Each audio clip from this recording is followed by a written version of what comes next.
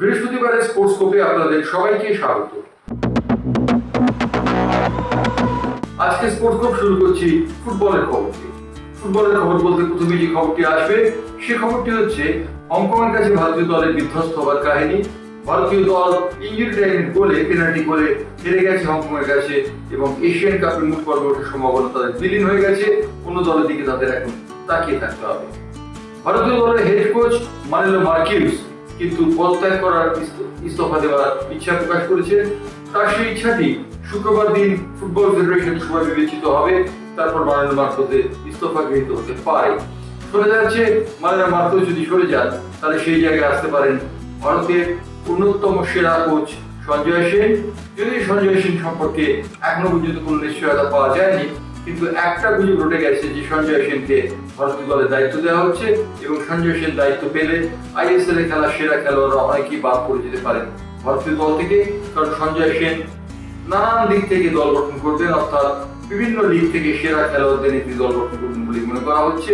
ভারতীয় দলে যে মোড়ো সুপারটা চলছে এক শ্রেণীর খেলোয়াড়দের, সেটা তিনি অবসর ঘটাতে চান বলে জানা গিয়েছে। অন্যদিকে বাইচুং ভুটিয়া তিনি ভারতীয় দলের হংকংয়ের বিরুদ্ধে ব্যর্থতা সম্পর্কে তীব্র ক্ষোভ জানিয়েছেন।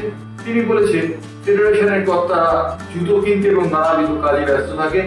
তারা ফুটবলের উন্নয়নের জন্য কোনো কাজ করেন না এবং ফুটবলের উন্নয়নের জন্য কাজ তিনি করেন না তার প্রমাণ রয়েছে এই হংকংয়ের কাছে হারের ফলে।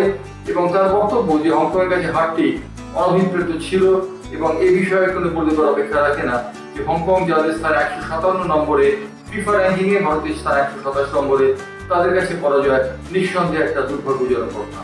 বাইচুং ভুটিয়ার তোপে পড়েছেন ফেডারেশনের সচিব কল্যাণ চৌবে। উল্লেখযোগ্য কল্যাণ চৌবের সঙ্গে প্রতিদ্বন্দ্বিতায় বাইচুংকে সরে যেতে হয়েছিল এবং বাইচুং ফুটবল ফেডারেশনের প্রেসিডেন্ট হতে পারেননি। প্রেসিডেন্ট পদপ্রার্থী তিনি। ভবিষ্যতে যদি ফেডারেশনের কোনো রদবদল হয় তাহলে বাইচুংই অন্যতম দাবিদার হবেন, তা বলে দেওয়ার অপেক্ষা রাখে না। বাইচুং অবশ্য বলেছেন যে ভারতীয় দলের কিছু খেলোয়াড় এবং সুনীল ছেত্রীকে যেভাবে ফিরিয়ে আনা হয়েছে তা কোনো মতে বাঞ্ছনীয় নয়।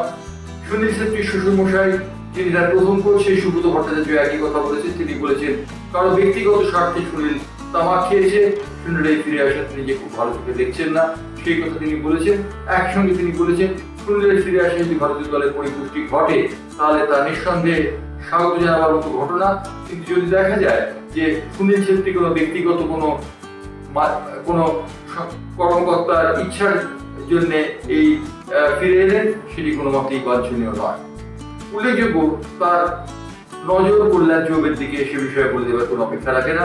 কল্যাণ চৌবে ইতিমধ্যেই ভারতীয় ফুটবল ফেডারেশনের ভিলেন হিসেবে চিহ্নিত হচ্ছে এবং কল্যাণ চৌবেকে সেই পদ থেকে সরানোর জন্য একটি গোষ্ঠী তৎপর হয়ে গেছে বলে খবর। এবার যাবো ক্রিকেটের খবরে। ক্রিকেটের খবরে যে খবরটির দিকে নজর দেবো তা হচ্ছে মোহাম্মদ সামি সম্পর্কে। মোহাম্মদ সামি তার নতুন বাড়িটি কিনেছেন হাসিন জামানের নামে। যে হাসিন জামান তার স্ত্রী, তার সঙ্গে দীর্ঘদিন ধরে তার ডিভোর্সের মামলা চলছে। সে হাসিন জামানের নামে বাড়িটি কেনার ফলে একটা গুঞ্জন উঠে গেছে যে স্বামী কি তাহলে হাসিন জামানের সঙ্গে দূরত্ব কাটিয়ে আবার নতুন করে ঘর বাঁধার স্বপ্ন দেখছেন কিনা তা জানা নেই। তবে হাসিন জামানের নামে তিনি যে বাড়িটি রেজিস্টার করেছেন তার প্রমাণ উত্তরপ্রদেশের যাবতীয় তহসিল থানায় রয়ে গিয়েছে। আরো একটি খবর রয়েছে ভারতীয় টেস্ট দল সম্পর্কে। জসপ্রীত বুমরা ভারতীয় দলের হয়ে 5টি টেস্টে একটু খেলতে পারবেন কিনা তাই নিয়ে সন্দেহ দেখা দিয়েছে। জসপ্রীত বুমরার চোট ক্রমশ অ্যাগ্রেভেট করছে এবং জসপ্রীত বুমরার চোটের কারণে তিনি 5টি টেস্টে একটু খেলতে পারবেন কিনা তাই নিয়ে ভারতীয় শিবির রীতিমতো চিন্তিত। ভারতীয় শিবিরের এই চিন্তার কারণ রয়েছে, তার কারণ জসপ্রীত বুমরা তাদের তৈরি সেরা অস্ত্র। জসপ্রীত বুমরা 3টি টেস্ট খেলবেন বলে ইংল্যান্ডে গিয়েছিলেন, কিন্তু তিনি যদি একটি টেস্টও খেলতে না পারেন তাহলে ভারতীয় দলের আক্রমণ ভাগ যেখানে একটু দুর্বল হয়ে পড়বে তা বলে দেওয়ার অপেক্ষা রাখে না। এই ছিল আজকে স্পোর্টস স্কোপের খবর। স্পোর্টস স্কোপ নিয়ে আবার ফিরবো আগামীকাল অর্থাৎ শুক্রবার।